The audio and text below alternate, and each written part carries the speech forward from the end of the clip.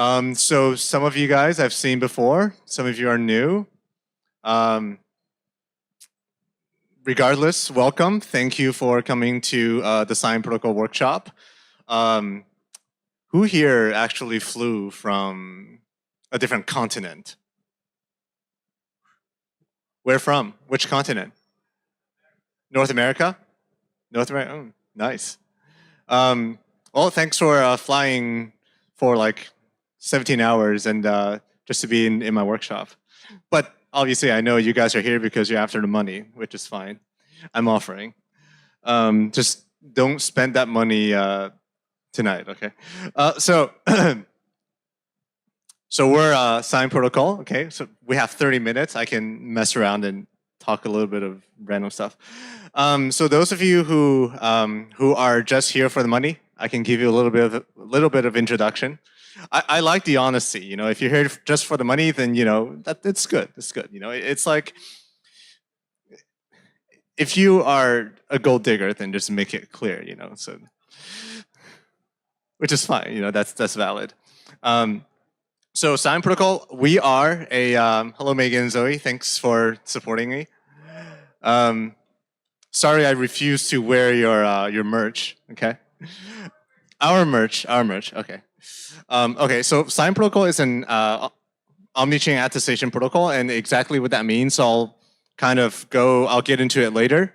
But you know, before I get into nitty-gritty, I want to talk about some of the grand visions of Sign. So at Sign Protocol, we envision a future where all ownership, consent, and identity will be registered and verified in one place, which is a decentralized and trust-neutral on-chain repository. So fundamentally, our vision is to encourage data reusability, basically. So right now, you know, on-chain, there's a lot, especially you know, in a place where it's stored valuable. For example, you know, before the introduction of signing with Google or whatever, if you had like 10 social media accounts or 10 accounts for 10 different back when web forums was still a thing when I was in middle school, okay, which is not that long ago. A new username and password to establish a new identity, right?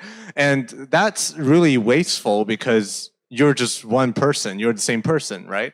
And when we moved when Google sign-in and whatnot, you know, those OAuth solutions came along, then you're able to kind of the graphic identity, and that's like the new identity. And you know, for Sign Protocol, what we do is we try to facilitate an on-chain data sharing repository where the data that's being stored on-chain hopefully is meaningful, and we force, well, to the extent that we can. It's like forcing an NFT royalty. It doesn't really work because you can just totally say, oh, I sold this for 0 ETH and not pay anything. But to reuse data, right? To make other people, to tell other people how to interpret your data correctly so that, you know, they can make use of it, obviously. And there are more ways to just, there's a lot of, you know, tricks I can play to monetize or share your data, which we'll get into later if we have time. Now, I totally clickbaited everyone into this workshop because, but it's make attestations gated again. Now, what do I exactly mean by that? What I mean is like a feature that we call schema hooks, and we'll get into it. So today, if you were with us during the San Francisco hackathon about a month ago, then you'll remember my my diversity hire white person, Jordan. I'm sorry. He was here. That explained. So no one likes that joke. Okay. He explained the front end SDK, and we kind of walk through that. So today, again, Sign Protocol, we're the on-chain attestation framework. So to make attestations or to store data on-chain for others to use, it's really, really simple. So just 3 steps, right? The first step is to create a schema. The second step, so the schema basically tells other people how to interpret your data. It's like a JSON thing where it's like key value. The key is the key in your data, the value, right? We can't really enforce that because Solidity doesn't do like JSON parsing. But you know, if you adhere to the rules, you've got, right? And then the third step, after you made attestations, you can basically, other people can actually query. Now, I took this screenshot from our front-end SDK, a list of attestations based on various filters, okay, which we'll get into later. I'm not going to go over too much of the front-end stuff today. I want to get more into the Solidity stuff. which I'm good at because I'm actually terrible at doing front end. Now, this is just a diagram. Now, you don't have to take notes. Don't panic on taking notes because in detail, okay? So I'm not going to zoom in too much here, but basically this is an overview of how the entire system is structured and works. I'll kind of skip over the white user on the left side. So first, and right now we're only looking at the on-chain schema. So as you can see from, we actually support two different types of attestations. One is an attestation on the traditional blockchain, which is like EVM or Starknet or Telegram or something. The second one through the API is actually stored on Arweave, and we actually index it. Now, so it's a blockchain that's optimized for data storage, which makes it quite cheap to store data. And the reason why we've provided that is basically to make it so that if your attestation is quite big and it's financially not feasible to be stored on chain, we also give you a way to store your data. And also on the I kind of want to talk about this. So on a conceptual level, if your data, if you don't need other smart contracts to read your data, then you don't really have to put it onto like an EVM blockchain or something. Because like if you just want your attestations to be read by humans, and if you just want a guarantee of like smart contracts, humans can actually access the real internet, right? So that's why we provide an API for you to store things on Arweave.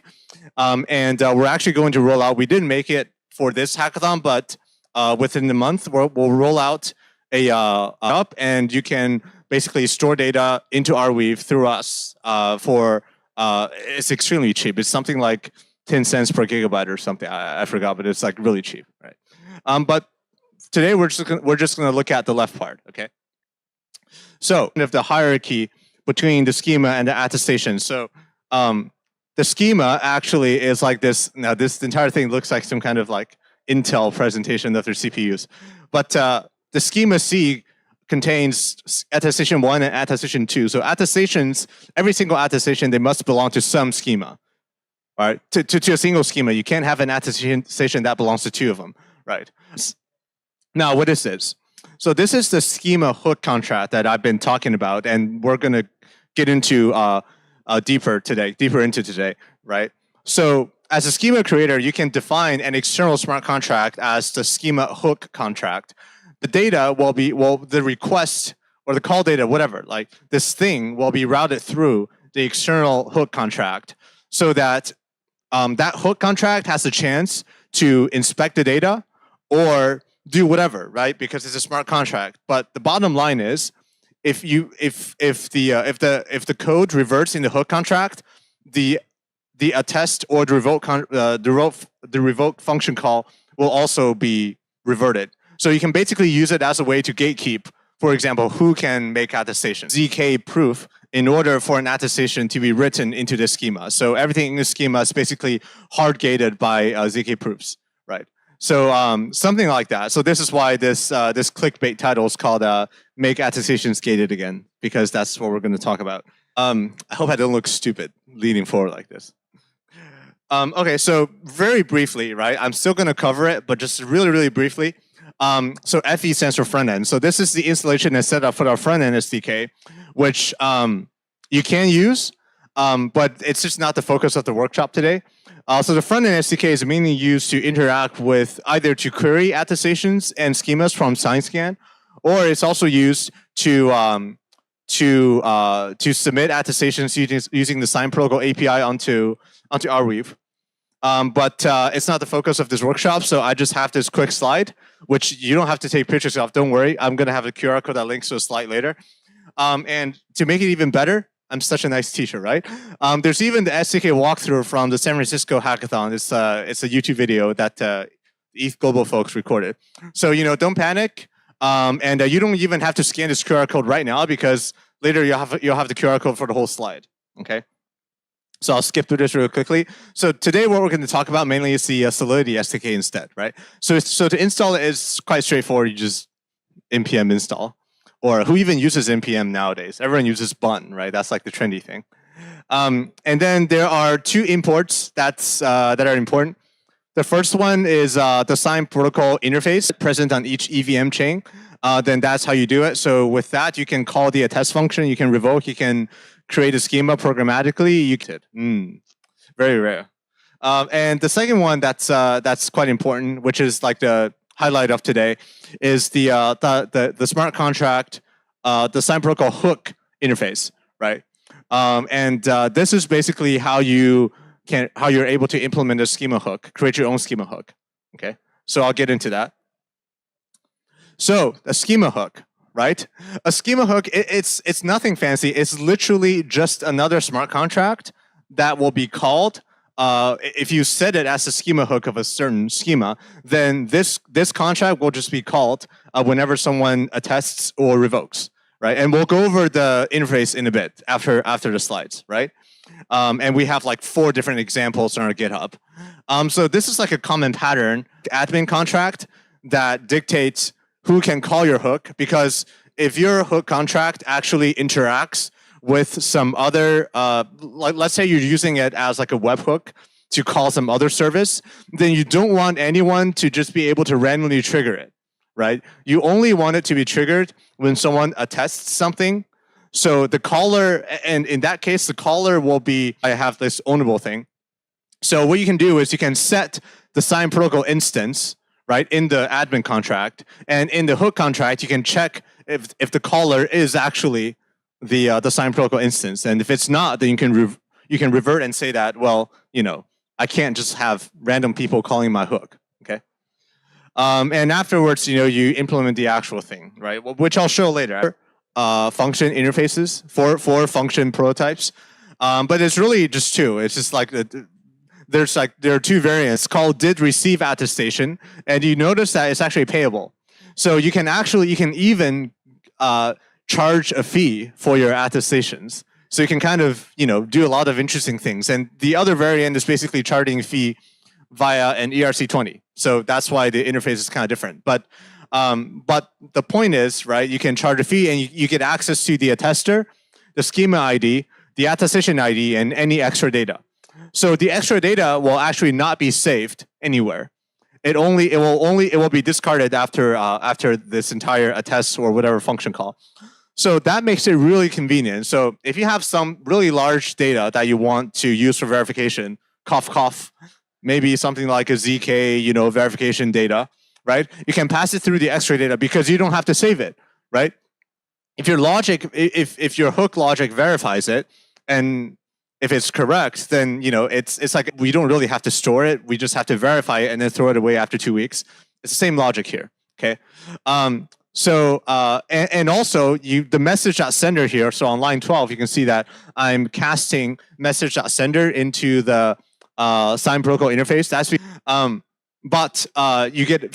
you get access to the sign protocol smart contract, but then you'll just get access to, like, you can get the attestation, get the schema, such as what I did here, get attestation, and inside, and you know, you have the schema ID, so you can also get the schema this way, right? So you can get all the information about the incoming attestation this way, right? And then you can do like your own logic, you can check data, you can do whatever, right? And I just said a very Canadian about. Okay, I'm sorry. So utilizing extra data. So this is also a part of the one of the examples that we have in our example repository, which you will see in a bit. Okay, so this is a ZK hook contract, right? Basically, on line 13, extra data, and on line 16, we are actually verifying it, and if it's false, then we just revert, right? And that function, verify proof, it's not showing in the screenshot, but it's somewhere. Just know that it's somewhere, and then it returns false if it returns false if the proof is invalid, right? So this is how you can save space, but also utilize the ZK stuff if you're into it. Yeah, using Circon, which I don't know how to do. So QR code for the full documentation. Okay, look, have you seen another workshop that does this? I'm sorry. Okay, so this is the full documentation. I just made an issue tracker repository. So if you have any questions or you found a bug, you have a general question, you don't have to wait for like 20 minutes in line or something at a booth or whatever. Submit an issue in this repository. I have 2 issue templates so that, you know, we can work async, right? because obviously I'm not going to be here at 12 a.m., unlike you, right? I'll try to be here for as much as I can. But if I'm not here, right, and my colleague Jordan, he's in the US, so we basically have full time zone coverage, okay? If you have any questions, general questions, bug reports, your code's not working, submit an issue, and that also makes it a lot easier for me when you come to the booth and debug, because then you don't have to slide deck QR code. Look at that, right? So you can get everything, okay? Everything in this slide just from this QR code, okay? So that was a slide deck presentation. Let's quickly get into the code part, okay, which is the interesting part. And I'll put this back up after we go through the code for Q&A. In our documentation, you'll have basically code examples of everything, but I've already opened it in my VS Code. I have 4 examples. The first one is a good example for how to make an attestation using in Solidity. Okay, now this is called actually met in real life. It's basically where it's just like met in real life, but I can claim that I met Kamala Harris. Laughing Kamala. An attestation will only be made if the other party also confirms that they've met you.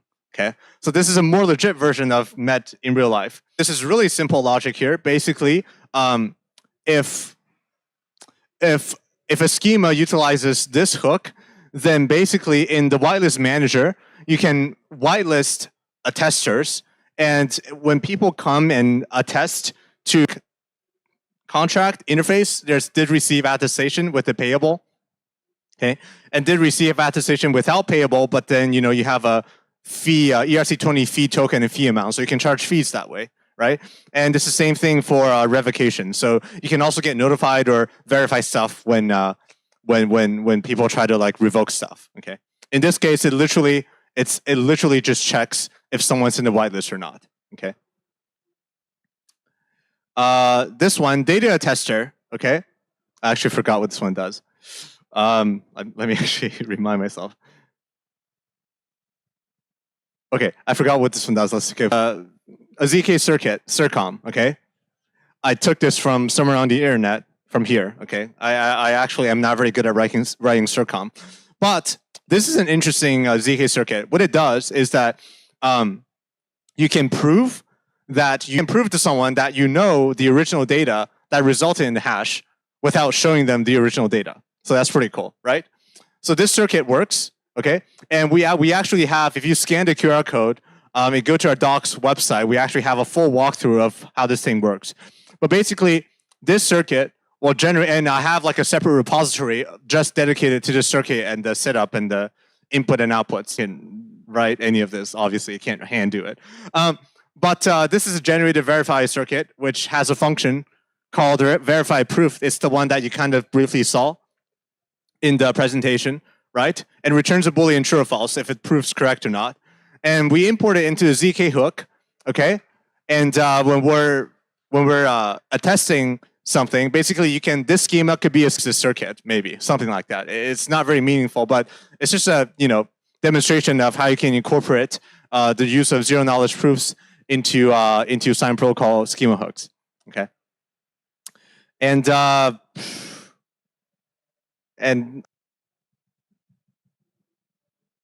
obviously feel free to come and find me at the booth, or more efficiently probably create an issue on that GitHub repository.